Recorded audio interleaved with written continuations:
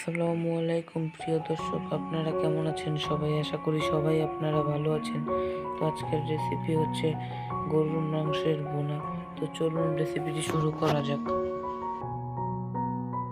তো এখানে আমি নিয়ে নিয়েছি 3 কেজি গরুর মাংস। তার মধ্যে দিয়ে দিচ্ছি হাফ কাপ আদা ও রসুন বাটা, 1 টেবিল চামচ লাল মরিচের গুঁড়ো, 1 টেবিল চামচ হলুদের গুঁড়ো, 2 টেবিল চামচ জিরার গুঁড়ো, 2 টেবিল চামচ ধনিয়ার গুঁড়ো, 1 কাপ পেঁয়াজ বেরেস্তা,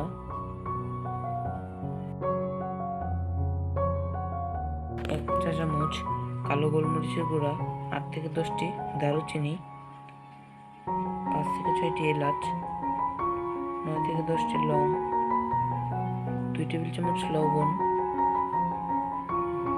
ও 3 টেবিল চামচ তেল।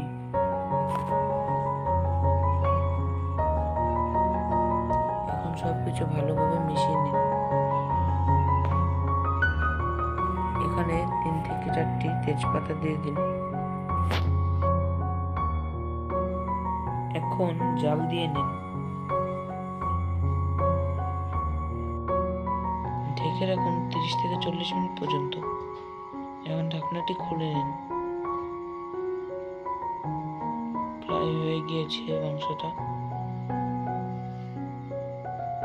এখন ভালো করে নেড়ে নিন।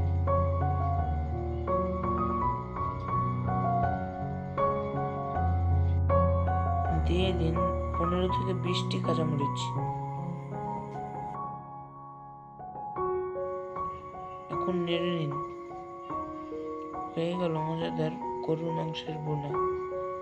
রেসিপিটি বাসায় অবশ্যই ট্রাই করবেন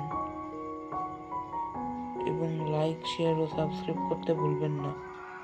সবাই ভালো থাকবেন, সুস্থ থাকবেন। আল্লাহ হাফেজ।